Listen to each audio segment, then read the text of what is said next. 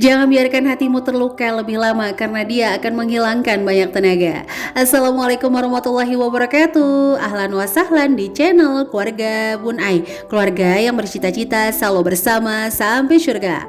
Amin amin ya robbal alamin. Percayalah, ketika kita memaafkan orang lain, kita tidak membahagiakan siapapun kecuali diri kita sendiri. Karena dengan itu, kita membebaskan satu beban yang ada di hati, sehingga kita bisa lebih produktif lagi, lebih bisa mudah bahagia lagi, dan segala sesuatu yang kita hadapi akan jauh lebih jernih lagi. Apa kabar di tanggal 26 ini? Waduh, tim gajian tanggal 25, ini dompetnya pasti udah keisi banyak nih. Udah keisi dengan anggaran-anggaran yang udah dipos-posin. Mudah-mudahan anggarannya aman sampai gajian tiba ya. Tapi sebelum kamu masukin ke dompet pintar, alangkah baiknya simak video ini sampai akhir. Siapa tahu ada beberapa anggaran yang salah masuk pos yang bisa bikin kamu seolah-olah kebablasan. Padahal sih ya nggak kebablasan juga, tapi cuma salah posin aja. Serius ya teman-teman, budgeting itu bukanlah sebuah angka, sebuah kurikulum pasti yang kita itu nggak boleh gonta-ganti, metodenya harus itu-itu aja. Kalau menurut Bun Ai, budgeting itu adalah pengaturan strategi terbaik, di mana kita mungkin penghasilannya tetap pada segitu-gitu aja, atau income-nya nggak naik, tapi ada tujuan kita yang ingin dicapai, ada pengeluaran yang tiba-tiba harus dadakan.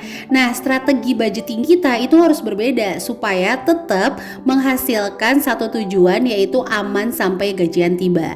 Nah, itu yang harus dipahami dulu. Jadi budgeting itu bukanlah sebuah kurikulum yang teman-teman tuh nggak bisa ganti. Bahkan mungkin ya, metode presentase harus 50-30-20, 20-70-10 misalnya.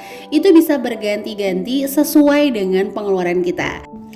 Nah, karena kan nggak bisa dipungkiri dong, yang namanya pengeluaran setiap bulan itu kayak nggak bisa diprediksi. Bahkan ibaratnya kalau gajian sih kita bisa prediksi sekian nih dapatnya setiap bulan. Tapi kalau pengeluaran tuh kayak on off gitu loh. Kadang tinggi, kadang enggak. Ya balik lagi, kadang kalau nggak tinggi aja kita yang ninggiin dengan sering jajan sama sering belanja. Bener nggak? Kalau ada yang sama boleh tulis-tulis di kolom komentar. Oke, jadi langsung aja kita masuk ke poin pertama ya, cara menghitung budgeting atau cara membuat budgeting yang realistis tanpa pesimis. Yang ujung-ujungnya kita sangat bersemangat di awal-awal, tapi tengah-tengah kita tuh mulai ambyar dan nanti ujung-ujungnya nyesel lagi, nangis lagi. Nah, cara menghitung budgeting secara real yang pertama menurut Bun Ai adalah wajib banget kamu menuliskan secara keseluruhan berapa sih penghasilan kamu. Jadi misalnya berapa nih penghasilan utama kamu? Nah, biasanya kalau penghasilan utama ini tidak berubah-ubah di setiap bulan, jadi pasti segitu-gitu aja.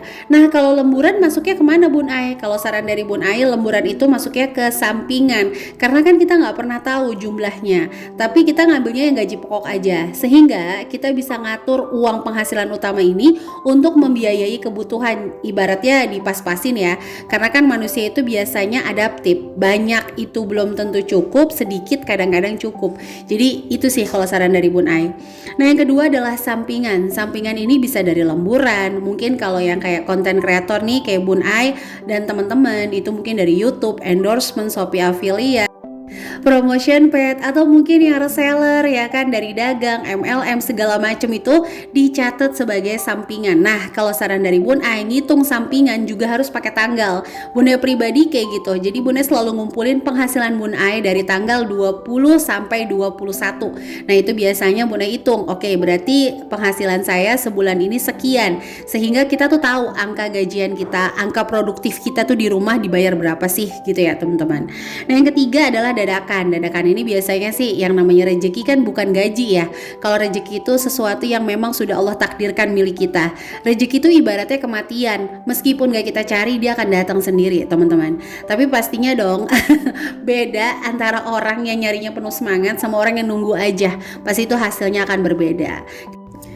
Nah, yang keempat adalah penghasilan dari hasil investasi. Contoh teman-teman yang punya kontrakan atau mungkin join income untuk usaha sama teman-temannya sehingga nanti setiap bulan tuh dapat keuntungan. Nah, itu juga bisa dituliskan. Intinya mencatat seluruh penghasilan jangan sampai terlewatkan. Karena kita itu berfungsi untuk apa? Menghitung berapa sih yang bisa kita saving, berapa sih yang kita butuhkan untuk si dana darurat nanti gitu ya. Nah, yang kedua adalah mencatatkan seluruh pengeluaran. Nah, ini nih yang kadang-kadang orang masih ketukar-tukar kalau menurut Bun Ai. Tapi sekali lagi ya, Bun Ai cuma mau ngingetin aja, apapun yang Bun Ai sharing hari ini berdasarkan pengalaman sebagai ibu rumah tangga. Jadi teman-teman boleh sangat berbeda. Bun Ai nggak maksain sama sekali. Jadi kalau misalnya ngerasa aku nggak kayak gitu Bun Ai, nggak apa-apa ya. Kalau Bun Ai pribadi mencatat pengeluaran itu berdasarkan yang pertama kewajiban, kebutuhan, dan keinginan. Nah, 3 hal ini yang akan kita kupas di video hari ini supaya teman-teman tuh nggak ketukar-tukar. Banyak banget kan yang nge-DM, Bun Ai aku tuh banyak kondangan, sumbangan, patungan, dan sebagainya. Itu masuknya kemana sih? Dana tak terduga atau dana cadangan atau dana darurat atau bahkan tabungan. Nah, ini kita akan bahas di video hari ini. Tapi sebelumnya Bun Ai mau sapa-sapa dulu dibanding nanti lupa udah masuk ke menit ke-6. Oke, langsung aja kita sapa hari ini bobol tabungan karena gajian telat. Halo Kuningan dan juga Ciputat. Adik sayang beli boneka panda. Halo Cikarang dan juga Samarinda. Pergi ke bank bikin tabungan. Halo Jombang dan juga Kuningan. Dan seluruh teman-teman yang senantiasa mendukung channel Keluarga Bun Ai, like, komen positif, subscribe, terima kasih ya. Itu adalah mood booster terbaik bagi Bun Ai. Dan bagi teman-teman yang belum disapa, nanti Bun Ai sapa-sapa lagi ya. Pokoknya Bun Ai mengucapkan terima kasih yang selalu memberikan komentar terbaik, atau nggak komen juga Bun Ai ngucapin terima kasih yang selalu support channel sederhana ini dengan pengambilan gambar yang mohon maaf banget sering gempa. Kalau mau tahu ya penyebab gempanya itu ada di IG Keluarga _Bun Ai. Bun Ai suka sharing gitu ya BTS-nya behind the skin, bikin video Keluarga Bun Ai. Silakan follow aja Keluarga _Bun Ai ya. Bagi yang punya channel semangat juga. Fokuskan apa yang kita hadirkan bisa menjadi jariah terbaik kita. Amin. Oke, langsung aja kita masuk ke poin kewajiban yang masih kadang-kadang orang bingung. Jadi kalau bikin budgeting, Bun Ai itu pertama kali pasti nulisin kewajiban. Nah, kewajiban ini kayak gimana? Yang pertama adalah cicilan, baik KPR, cicilan kendaraan, mungkin cicilan hutang koperasi, kartu kredit, dan sebagainya. Nah, kalau ngomongin hutang, teman-teman boleh nih ngurutin hutangnya berdasarkan resikonya. Jadi resiko yang besar sama resiko yang kecil, sehingga nanti kita bisa bidik perlahan-lahan. Nah, yang kedua adalah tagihan tetap yang sifatnya tuh nggak berubah. Jadi stuck di situ-situ aja. Kenapa Bun Ai nggak masukin listrik, tapi listrik masuk ke kebutuhan? Karena listrik tuh masih bisa kita goyang pemakaiannya.